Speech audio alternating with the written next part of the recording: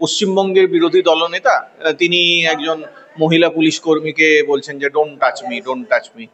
কোনো রকম পর্দা প্রথার বিরোধী। দ্রৌপদী মুর্মুর কথা বলছি না, শুধু প্রতিভা দেবী সিং পাটিলের কথা বলছি না, শুধু ইন্দিরা গান্ধীর কথা বলছি না, আমরা রানী অহল্যাবাইকে দেখেছি, ঝাঁসির রানী লক্ষ্মীবাইকে দেখেছি। মোদিজি কতটা মহিলাদের উন্নয়ন করেছে, বেটি বাঁচাও বেটি পড়াও এর নাম করে এসব প্রচার করে বেড়ান বিভিন্ন সংবাদ মাধ্যমেতে। তাদের একজনও একটা টু শব্দটি পর্যন্ত করলো না। এটাই আমাদের কাছে সব থেকে অবাক ব্যাপার। মানে যে কথাটা তালিবানরা বলে সেই একই কথা আরএসএস এর লোকেরাও বলে, সেই একই কথা বিজেপির লোকেরাও বলে। এরা একই মুদ্রার এপিটোপিট। যাদের চেতনা চিন্তাধারা এখনো পর্যন্ত সেই মধ্যযুগীয় বললেও কম বলা হবে, মানে প্রিমিটিভ পর্যায়ে রয়েছে। রাজীব দার সাম্প্রতিক সময়ে একটি খবর খুব আলোচনার সৃষ্টি করেছে, সেটা হচ্ছে তালিবানের বিদেশমন্ত্রী আমির খান মুক্তাকি যখন ভারতে আসছেন, তারপরে সাংবাদিক সম্মেলনের ক্ষেত্রে একটি দেখা যাচ্ছে যে সেখানে মহিলা সাংবাদিকদের প্রবেশ করতে দেওয়া হচ্ছে না, অনুমতি দেওয়া হয়নি, জানিয়ে বিতর্ক তৈরি হচ্ছে। কিভাবে দেখছেন বিষয়টা?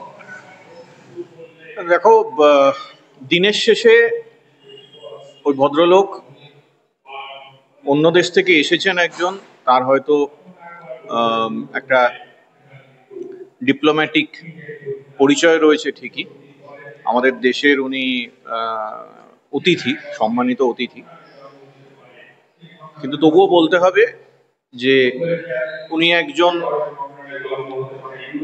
উগ্রপন্থী, একজন আজকে উনি মন্ত্রী ঠিকই, কিন্তু আদপে তো একটা সন্ত্রাসবাদের গর্ভ থেকে এদের জন্ম। তো স্বাভাবিকভাবেই যখনই একটা ধর্মীয় উগ্রপন্থা থেকে কারো যদি উৎপত্তি হয়ে থাকে, তাহলে তার ভেতর সেই উগ্রবাদী যে মতবাদ বা চিন্তা বা চয়েস, এইটা থেকে যায়। সে তারপর যে পর্যায়েতেই যাক না কেন, যে পদেই যাক না কেন, সে বিদেশমন্ত্রী হোক, প্রধানমন্ত্রী হোক, রাষ্ট্রপতি হোক, যাই হোক না কেন। তো যেটা ভেবে অবাক লাগছে যে এই আফগানিস্তান আমাদের সীমান্তগান্ধী খান, আব্দুল গফফর খানের আফগানিস্তান, যে খান আব্দুল গফফর খান গান্ধীজির প্রিয়পাত্র ছিলেন, যিনি রবীন্দ্রনাথের আদর্শকে আফগানিস্তানের ওই রুক্ষ প্রান্তরে নিয়ে গিয়েছিলেন, সেই ভূমিতে আজকে এইসব মানুষেরা ক্ষমতা দখল করেছে, যাদের চেতনা চিন্তাধারা এখনো পর্যন্ত সেই মধ্যযুগীয় বললেও কম বলা হবে, মানে প্রিমিটিভ পর্যায়ে রয়েছে। একটা পরিষ্কার ব্যাপার বলে রাখি, আধুনিক সভ্য সমাজে আমরা যারা সচেতন নাগরিক রয়েছি, কোনো রকম পর্দা প্রথার বিরোধী, কোনো রকম, মানে সেটা যেমন মুসলিম মহিলাদের হিজাব বা বোরখা, ঠিক তেমনি হিন্দু মহিলাদের ওই ঘোমটা, কোনো রকম পর্দা প্রথার বিরোধী। মহিলাদেরকেও, তারাও মানুষ, তারাও সভ্যতার অংশ। এই সভ্যতা গঠন করার জন্য, একটা দেশ গঠন করার জন্য যতটা পুরুষদের হক রয়েছে, মানে তারা যতটা আর কি প্রাণপাত করেছেন, ঠিক ততটাই মহিলাদেরও তাতে যোগদান রয়েছে। তাহলে মহিলাদেরকেও তাদের সেই অধিকারটা দেওয়ার আজকের পৃথিবীর দাবি। কিন্তু যেহেতু এই একটা উগ্রপন্থার গর্ভ থেকে এই তালিবানদের উৎপত্তি, এরা মহিলাদেরকে একেবারে সেই পর্দার আড়ালে নিয়ে চলে গেছে। এরা একটা মানে শরীয়তি শাসন চালু করার একটা প্রয়াস করছে। তো আমি কোনো ধর্মকে আঘাত না করেই বলছি, সব জিনিসকে সময়ের সঙ্গে সঙ্গে উপযুক্ত হতে হয়, যেমন যেটা সময়ের দাবি সেই অনুযায়ী চলতে হয়। তো আজকে ওনাদের মানসিকতাটা সেই পর্যায়েতেই রয়ে গেছে, সেই মধ্যযুগীয় বা আদিকালের মানসিকতাতেই রয়ে গেছে। সেই কারণের জন্যই তো কিছুদিন আগে আমরা দেখেছি পশ্চিমবঙ্গের বিরোধী দলনেতা তিনি একজন মহিলা পুলিশ কর্মীকে বলছেন যে don't touch me, don't touch me. তো এখানেও ওনারও হয়তো সেরকম কোনো একটা মানসিক প্রতিবন্ধকতা রয়েছে যে উনি কোনো মহিলাদের সম্মুখীন হতে পারবেন না। তো এটা তো বোঝাই যাচ্ছে এই এই ব্যাপারগুলো ওনাদের ওই চিন্তাধারার পিছিয়ে পড়ার একটা লক্ষণ।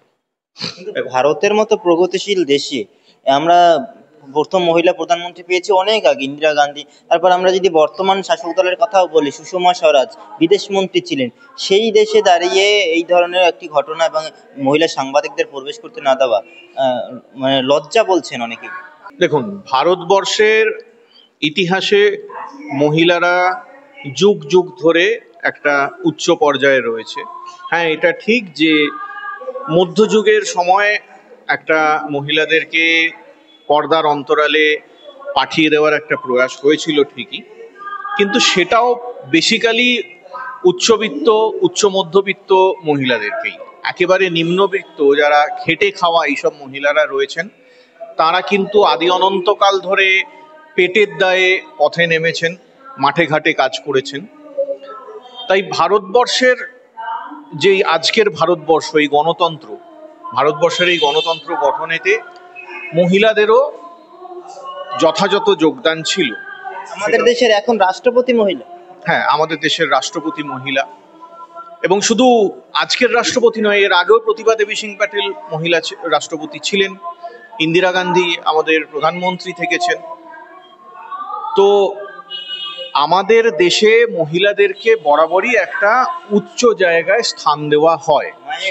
মায়ের জায়গায় শুধু নয়, মহিলারা দেশ শাসন পর্যন্ত করতে পারে। মানে একটা দেশের সর্বোচ্চ পর্যায়ে যখন মহিলাদেরকে বসাতে পারছি আমরা, তার মানে আমরা মহিলাদেরকে শুধুমাত্র মায়ের জায়গায় নয়, শাসকের জায়গায় বসাতে পারছি। এবং সেইটা শুধু আজকের কথা নয়। আমি আজকে মহামহিম দ্রৌপদী মুর্মুর কথা বলছি না, শুধু প্রতিভা দেবী সিং প্যাটেলের কথা বলছি না, শুধু ইন্দিরা গান্ধীর কথা বলছি না। আমরা রানী অহল্যাবাইকে দেখেছি, আমরা ঝাঁসির রানী লক্ষ্মীবাইকে দেখেছি,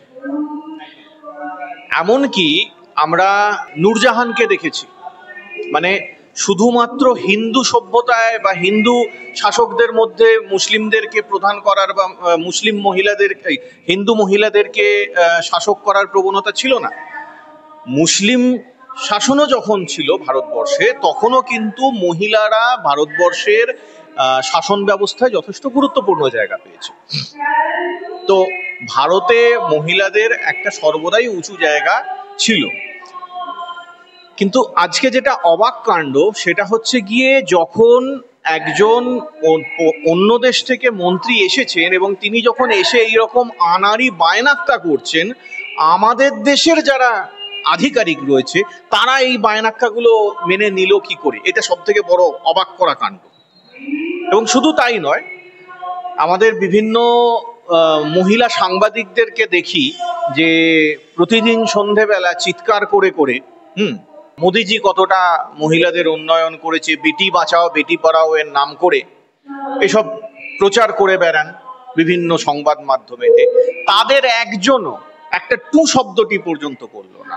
এটাই আমাদের কাছে সব থেকে অবাক ব্যাপার। তাহলে কি মানে প্রশ্নটা এই জায়গাটায় দাঁড়াচ্ছে, তাহলে কি এরকম কোনো আশঙ্কার ব্যাপার নয়? এটা আমরা জানি যে এই আরএসএস এবং তালিবান, এই দু ধরনের সংগঠনই আদপে হচ্ছে গিয়ে মৌলবাদী সংগঠন। এরা কুসংস্কারাচ্ছন্ন সংগঠন, এরা মধ্যযুগীয় সংগঠন। এই দুটো সংগঠনই মানে এদের কি বলা যেতে পারে, ফান্ডিং আছে একই জায়গা থেকে। তো এই সব সংগঠনগুলোর মাথায় যারা বসে রয়েছে তাদের তো একই কথাবার্তা, মানে যে কথাটা তালিবানরা বলে সেই একই কথা আরএসএস এর লোকেরাও বলে, সেই একই কথা বিজেপির লোকেরাও বলে। তো ওই কারণের জন্য এরা একই মুদ্রার এপিঠ ওপিঠ। তো সেই কারণের জন্যই বলছি যে আমাদের ভারতবর্ষের কাছে এটা একটা লজ্জার ব্যাপার যে আমাদের দেশেতে এসে একজন এইরকম একটা দাবি করলো। হতে পারে সে অন্য দেশের একজন নেতা, একজন মন্ত্রী, কিন্তু এরকম যখন একটা দাবি করলো, সেই দাবিটাকে আমরা মেনে নিলাম এবং তাকে সেইটা করতে মানে সুযোগও দিলাম। এইটা কিন্তু আমাদের ভবিষ্যৎ প্রজন্মের কাছে একটা খুব বাজে বার্তা গেল।